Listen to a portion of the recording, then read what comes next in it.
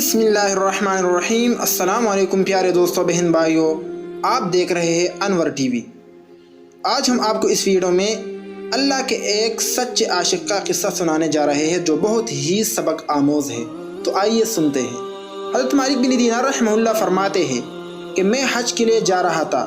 راستے میں ایک جوان کو دیکھا کہ پیدل چل رہا ہے، نہ تو اس کے پاس سواری، نہ توشہ، نہ پانی ہے۔ میں نے اس کو سلام کیا، اس نے سلام کا جواب دیا۔ میں نے کہا، جوان کہاں سے آ رہے ہو؟ کہنے لگا، اسی کے پاس سے۔ میں نے کہا، کہاں جا رہے ہو؟ کہا، اسی کے پاس۔ میں نے کہا، توشہ کہاں ہے؟ کہا، اسے کی ذمہ ہے۔ میں نے کہا، یہ راستہ بغیر توشہ اور پانی کے طے نہیں ہوگا، آخر تیرے ساتھ کچھ ہے بھی؟ تو اس لڑکے نے کاف ہا یا عین صاد کہا اور کہا کہ میں نے سفر کے شروع کے وقت 5 حروف توشہ کے لیے پکڑ لیا ہے۔ تو میں نے پوچھا، وہ 5 حروف کون سے ہیں؟ اس نے کہا، اللہ تعالیٰ کا پاک ارشاد ہے، کاف ہا یا عین صاد۔ میں نے پوچھا، اس کا کیا معنی ہوئے؟ کہنے لگا کہ کاف کا معنی کافی کفایت کرنے والا، ہا کا معنی ہادی یعنی ہدایت کرنے والا، یا کے معنی مؤوی یعنی ٹھکانہ دینے والا، عین کے معنی عالم یعنی ہر بات کا جاننے والا، صاد کا معنی صادق یعنی اپنے وعدہ کو سچا کرنے والا۔ پس جس شخص کا ساتھی کفایت کرنے والا، ہدایت کرنے والا، جگہ دینے والا، باخبر اور سچا ہو، وہ برباد ہو سکتا ہے یا اس کو کسی بات کا خوف ہو سکتا ہے؟ کیا وہ شخص بھی اس کا محتاج ہے کہ توشہ اور پانی لاوے یا نہ لاوے؟ حضرت مالک رحمہ اللہ فرماتے ہیں کہ میں نے اس کی گفتگو سن کر اپنا کرتا اس کو دینا چاہا، اس نے قبول کرنے سے انکار کر دیا اور کہا، بڑے میاں، دنیا کے کرتے سے ننگا رہنا اچھا ہے، دنیا کی حلال چیزوں کا حساب دینا ہے اور اس کی حرام چیزوں کا عذاب چکنا ہے۔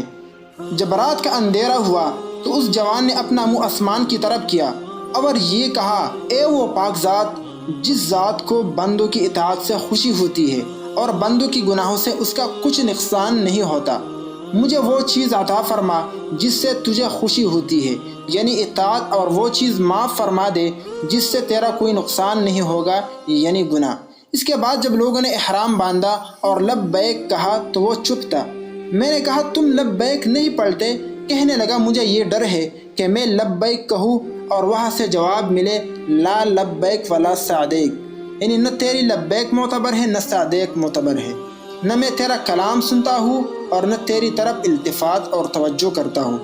اس کے بعد میں نے سارے راستے اس کو نہیں دیکھا، آخر میں مینا میں وہ نظر پڑا اور اس نے چند شعر پڑھے جن کا ترجمہ یہ ہے کہ وہ محبوب جس کو میرا خون بہانا اچھا معلوم ہوتا ہے، میرا خون حرم میں بھی اس کے لیے حلال ہے اور حرم سے باہر بھی۔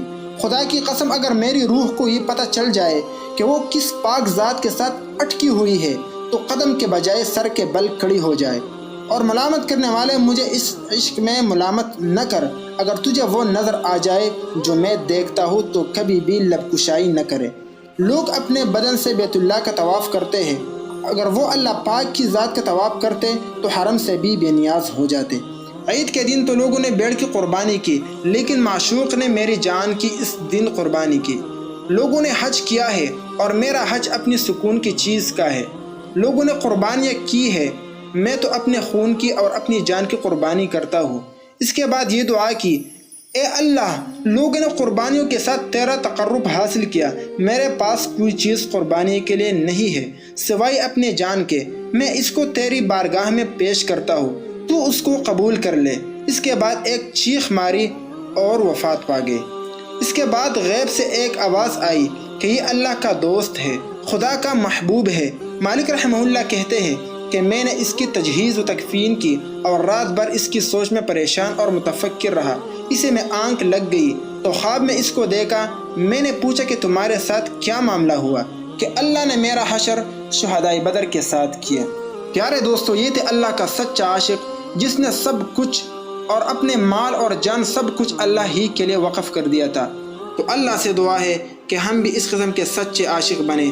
اللہ ہمیں عمل کرنے کی توفیق عطا فرمائے، آمین۔